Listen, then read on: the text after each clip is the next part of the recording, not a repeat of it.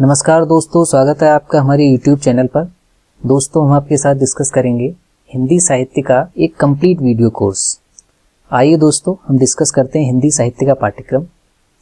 दोस्तों, संघ लोक सेवा आयोग की परीक्षा में प्रत्येक वैकल्पिक विषय के 2 प्रश्न पत्र होते हैं। इसी तरह हिंदी साहित्य में 2 प्रश्न पत्र हैं जिनके अंक 250 हैं।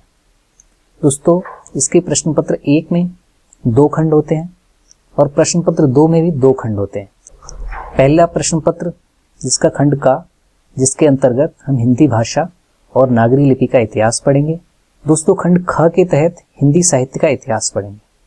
इसी तरह दोस्तों, प्रश्न पत्र 2 जिसमें खंड क, उसमें पद्य साहित्य पढ़ेंगे और खंड ख जिसमें गद्य साहित्य पढ़ेंगे।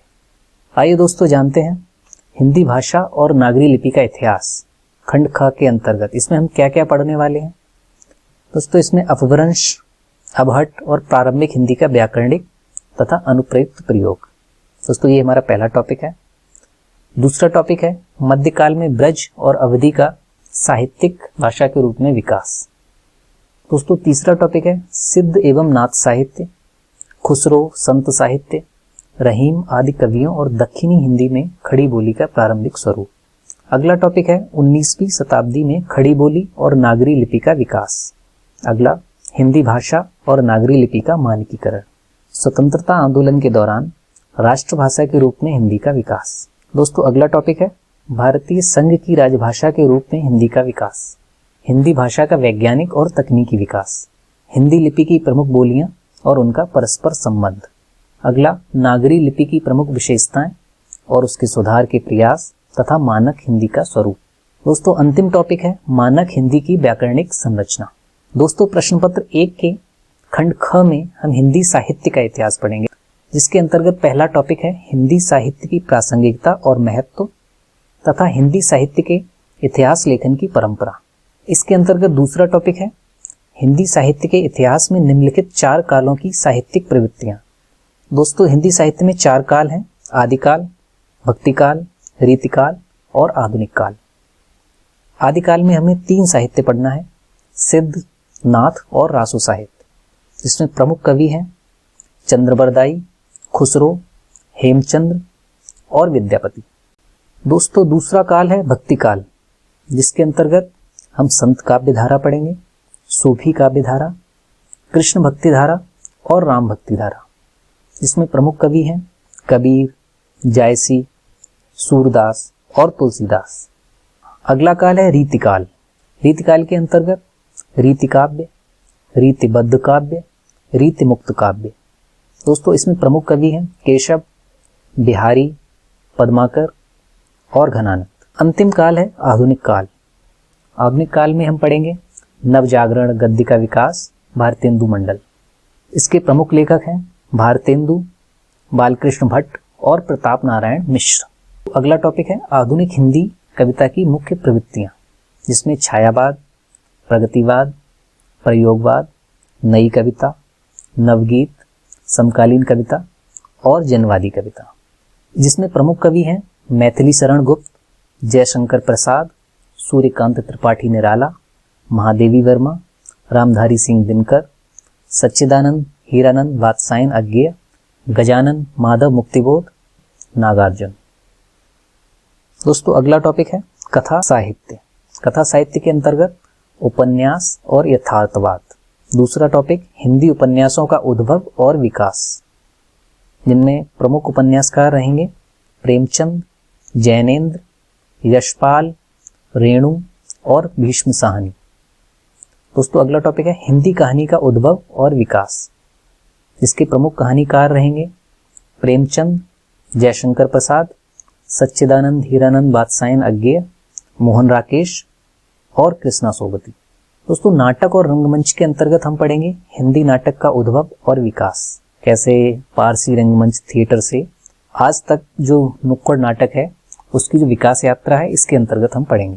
दोस्तों, इसमें प्रमुख नाटककार हैं भारतेंदु, जयशंकर प्रसाद, जगदीश चंद्र माथुर, राम कुमार वर्मा और मोहन राकेश। अगला टॉपिक है हिंदी रंगमंच का विकास। आगे हम पढ़ेंगे आलोचना। हिंदी में आलोचना का उद्भव और विकास। जिसके सैद्धांतिक, व्यवहारिक, प्रगतिवादी, मनोविश्लेषणवादी आलोचना और नई समीक्षा। दोस्तों इसमें प्रमुख आलोचक हैं रामचंद्र शुक्ल, हजारी प्रसाद द्विवेदी, रामविलास शर्मा और डॉक्टर नगेंद्र को हम अपने सिलेबस के अकॉर्डिंग पढ़ेंगे।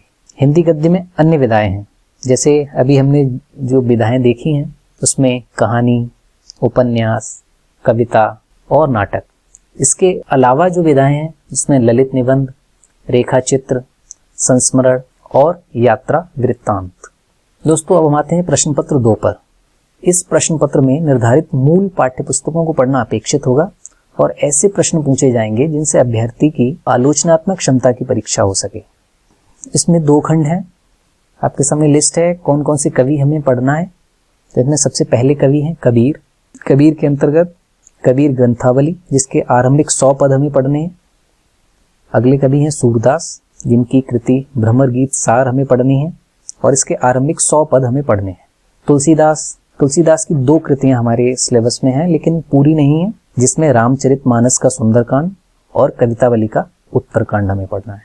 दोस्तों हमारे सिलेबस में अगले कवि हैं जायसी, जिनकी एक प्रसिद्ध कृति पद्मावत हमें पढ़नी है, जिसमें 2 खंड सिंगलदीप खंड और नागमती वियोग खंड हमें पढ़ना है। दोस्तों अगले कवि बिहारी हैं, जो रीतिकाल से संबंधित हैं। इनकी कृति बिहारी रत्नाकर हमें पढ़नी है, जिसके आरंभिक दोहे जिसके संकलन करता जगन्नाथ दास रत्नाकर है। दोस्तों अगले कवि हमें पढ़ना है मैथिली शरण गुप्त, जिनकी कृति भारत भारती हमारे सिलेबस में है। दोस्तों अगले कवि हैं जयशंकर प्रसाद। जयशंकर प्रसाद की प्रसिद्ध कृति जिसे महाकाव्य का दर्जा प्रदान किया गया है कामायनी, इसके सिर्फ 2 सर्ग हमें पढ़ने हैं, एक चिंता सर्ग और श्रद्धा सर्ग। अगले कवि हैं सूर्यकांत त्रिपाठी निराला। इनकी कविताओं का संकलन राग विराग नाम से प्रकाशित हुआ है, जिसमें से हमें राम की शक्ति पूजा और कुकुरमुत्ता पढ़ना है। अगले कवि हैं रामधारी सिंह दिनकर। इनकी प्रसिद्ध कृति है कुरुक्षेत्र, ये हमारे सिलेबस में है। तो अगले कवि हैं अज्ञेय, इनकी असाध्य वीणा नाम की कविता हमारे सिलेबस में है। फिर मुक्तिबोध, इनकी ब्रह्म राक्षस नाम की कविता हमें पढ़ना है। फिर नागार्जुन की 3 कविताएं हमारे सिलेबस में है, बादल को घिरते देखा है, अकाल और उसके बाद हरिजन गाथा। प्रश्न पत्र 2 में खंड ख, इसके अंतर्गत गद्य साहित्य को रखा गया है। गद्य साहित्य में भारतेंदु, उनका नाटक भारत दुर्दशा हमें पढ़ना है। उसके बाद मोहन राकेश का नाटक आषाढ़ का एक दिन पढ़ना है। उसके बाद रामचंद्र शुक्ल, उनका निबंध संग्रह चिंतामणि नाम से प्रकाशित हुआ है, जिसका भाग 1, जिसमें कविता क्या है और श्रद्धा भक्ति, ये 2 निबंध हमें पढ़ने हैं। इसके बाद एक पुस्तक है निबंध निलय, जिसके संपादक डॉक्टर सत्येंद्र हैं, ये हमारे सिलेबस में है। और उनमें से निबंधकार बालकृष्ण भट्ट, प्रेमचंद, गुलाब राय, हजारी प्रसाद द्विवेदी, रामविलास शर्मा, अज्ञेय, कबीरनाथ राय, इनके विषय में हमें पढ़ना है। प्रेमचंद का प्रसिद्ध उपन्यास गोदान हमारे सिलेबस में है और प्रेमचंद की सर्वश्रेष्ठ कहानियां, जिसके संपादक उनके बेटे अमृत राय हैं, ये हमारे सिलेबस में है। जयशंकर प्रसाद का नाटक स्कंदगुप्त हमारे सिलेबस में है। दोस्तों अगले उपन्यासकार हैं यशपाल, ये हमारे सिलेबस में है, जिन्होंने दिव्या नाम का उपन्यास लिखा था। इसके बाद मैला आंचल, फिर मन्नू भंडारी का महाभोज और अंतिम पुस्तक जो हमें पढ़नी है वह एक दुनिया समानांतर, जिसकी सभी कहानियां हमें पढ़नी है। तो यही हमारा सिलेबस है। दोस्तों अगर आपको हमारी ये वीडियो अच्छी लगी हो तो प्लीज़ आप इसे लाइक कीजिए, चैनल को सब्सक्राइब कीजिए और इसको शेयर कीजिए। धन्यवाद।